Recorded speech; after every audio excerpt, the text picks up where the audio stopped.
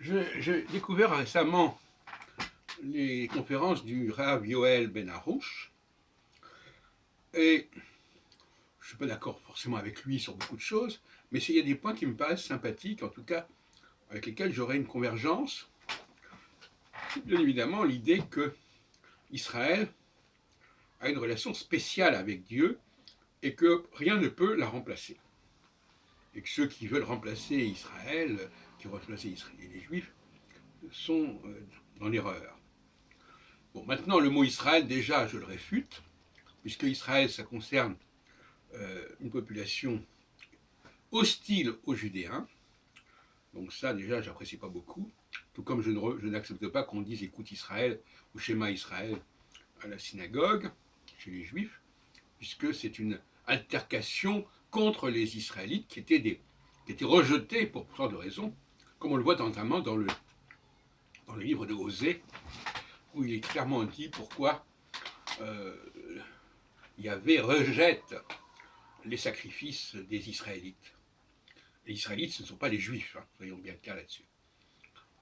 Mais là où je ne suis plus du tout,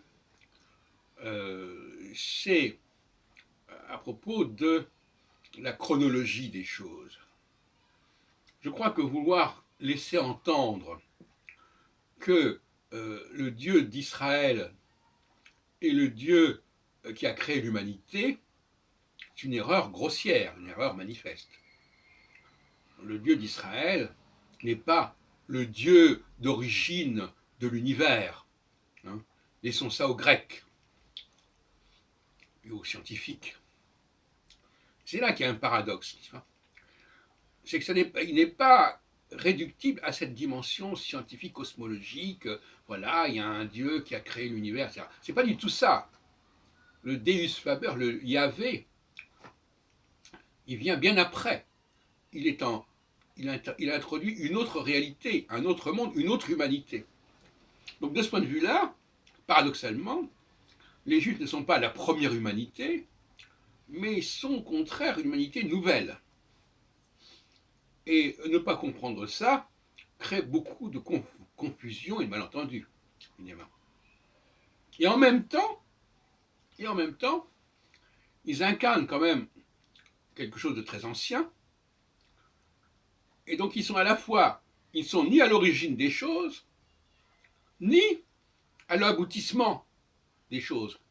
Si l'aboutissement, c'est ce que nous savons aujourd'hui, voilà, avec ce monde technologique qui, à mon avis, est le monde chrétien. Donc, c'est ce que j'appelle la deuxième création, qui est prise en étau entre la première création, la première idée de Dieu, la première humanité, et la troisième création, la troisième humanité, qui est finalement la première humanité, mais euh, découvrant la technologie, devenant elle-même créatrice, et entre ces deux processus, il y a le judaïsme. Donc, c'est ça qu'il faut bien comprendre. Et ce que ne comprend absolument pas Yoel Ben Arouche,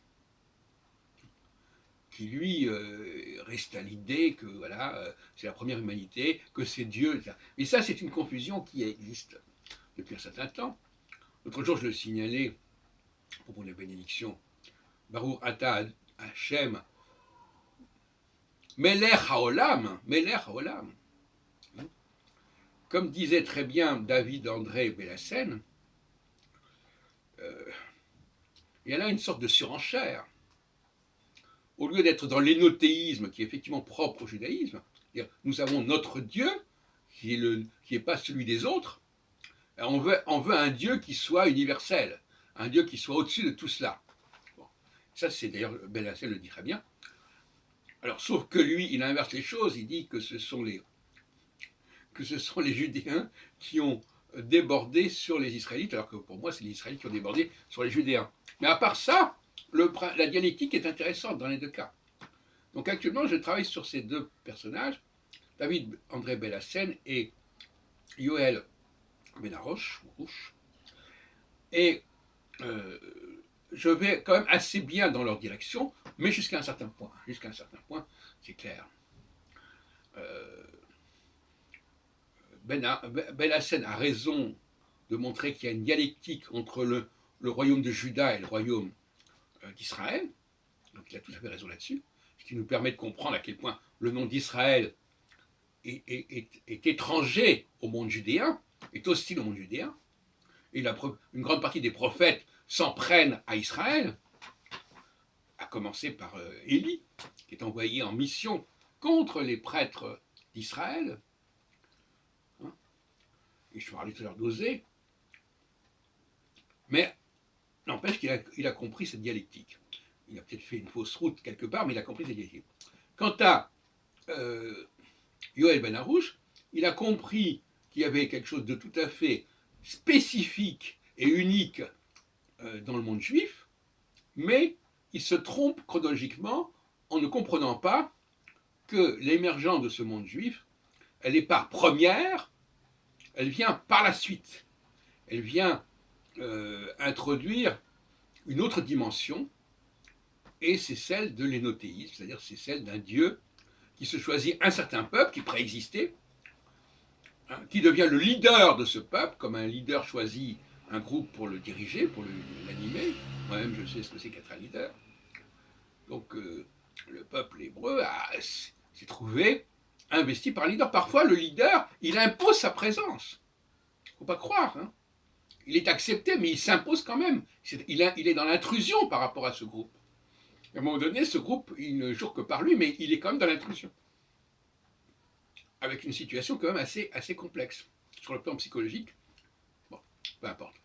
Donc, voilà les choses. Hein. Donc moi, je vois là un triptyque intéressant.